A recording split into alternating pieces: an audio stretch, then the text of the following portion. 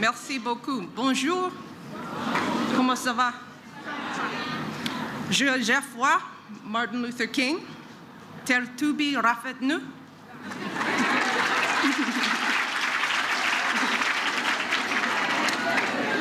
It is such a pleasure and such an honor to be here in the land of Teranga.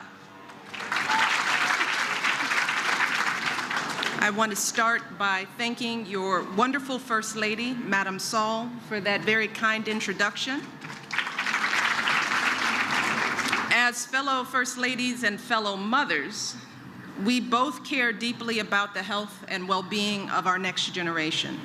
And Madam Saul is doing tremendous work to help children all across this country, so I'm so glad that she could be with us today. I also want to thank your principal, Principal Saul, for her incredible leadership to ensure that you all get the very best education possible.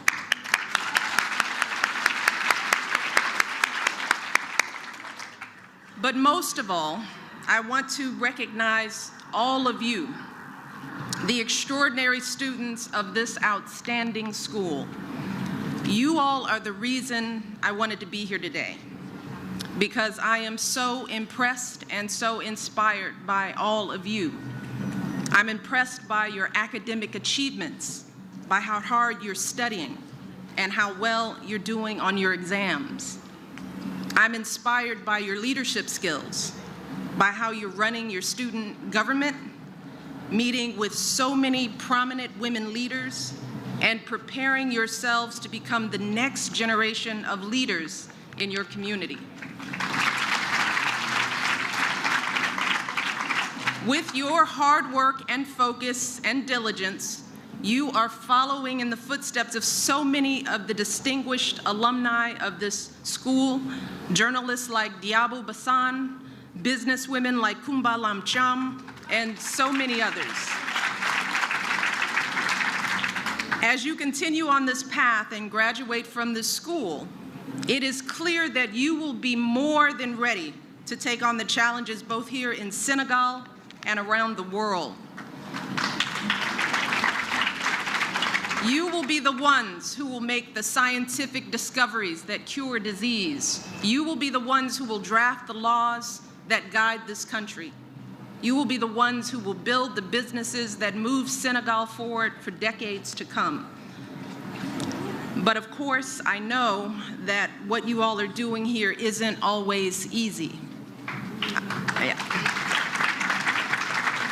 I know that some of you may be the first in your families to attend a school like Martin Luther King.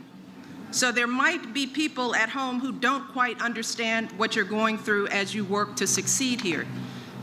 And I know that for some of you, just sitting in these classrooms each day requires great sacrifices by your families.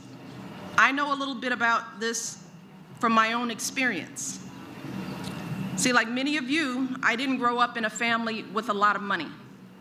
My parents had to work hard every day to support us, so they never had the chance to get the kind of education they wanted for themselves. But they had big dreams for me. And more than anything in the world, they wanted me to graduate from secondary school and attend university. So they too made tremendous sacrifices to make that dream come true. My father worked at the city water plant nearly every day of his life, a job made more difficult because of his illness called multiple sclerosis, which damaged his muscles and made it harder for him to walk as he got older.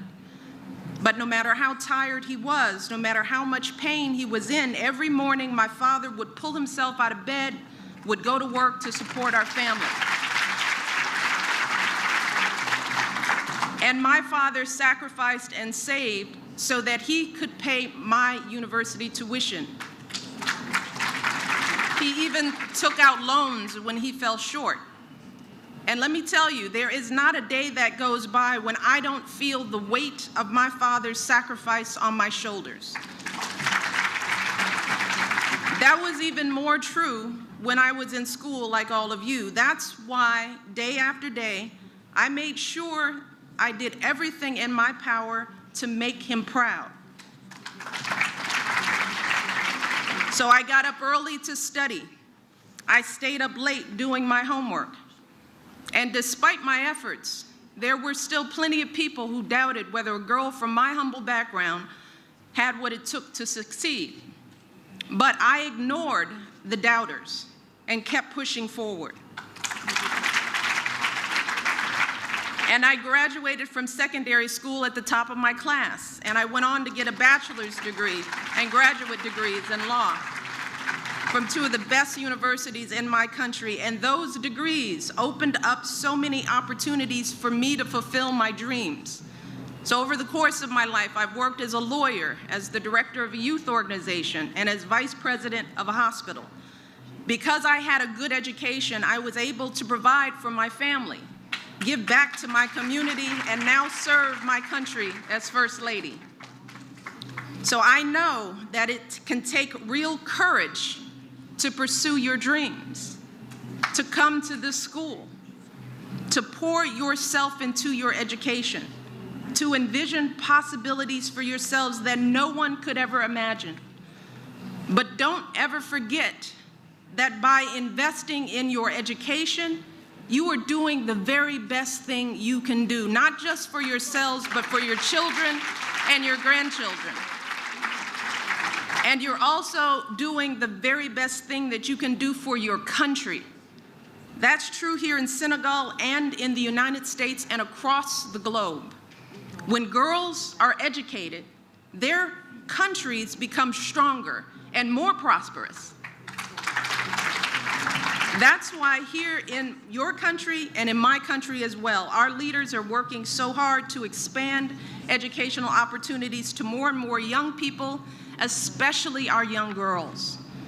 So by making this critical investment in your education and in the future of your country, you all are serving as role models, not just for girls here in Senegal, but for girls in the United States and around the world. You all are role models for my daughters, which is why I brought my older daughter as well as my niece here today, so that they could be as inspired by you as I am. So if you ever start to doubt the choice that you made to pursue your education, if you ever start feeling frustrated or discouraged, I want you to think about all the young girls who are looking up to you and dreaming of following in your footsteps. I also want you to remember the words of the man whose name graces this school. As Dr. Martin Luther King once said, he said, "I have attempted to see my personal ordeals as an opportunity to transform myself." So with every challenge you face, with every obstacle you overcome, you have the chance to transform yourself into someone truly extraordinary. And finally, I want you to think of the great South African president, Nelson Mandela, who is very much in our thoughts and prayers right now. I want you to think about this.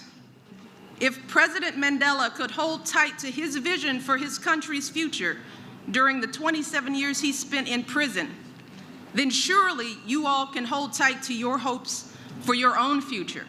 If President Mandela could endure being confined to a tiny cell, being forced to perform back-breaking labor, being separated from the people he loved most in the world, then surely all of us, we can keep showing up and doing our best, showing up for school each day, studying as hard as you possibly can. Surely you can seize the opportunities Mandela fought for all of us. Surely you can honor his legacy by leaving a proud legacy of your own. That's how I've tried to live my own life, by honoring those who sacrificed for me, from my father all the way to heroes like President Mandela and Dr. Martin Luther King. Every day I do my best to make my life worthy of their sacrifice. And I know that all of you will continue to do the same in your lives too. And today I want you to know just how proud I am of you. And all of us, President Obama, I, your families, your teachers, your country's leaders, we all believe strongly in all of you, and we cannot wait to see everything you will do and achieve in the years ahead. Merci beaucoup. Thank you for hosting me today, and I wish you the very best of luck. Bonne chance.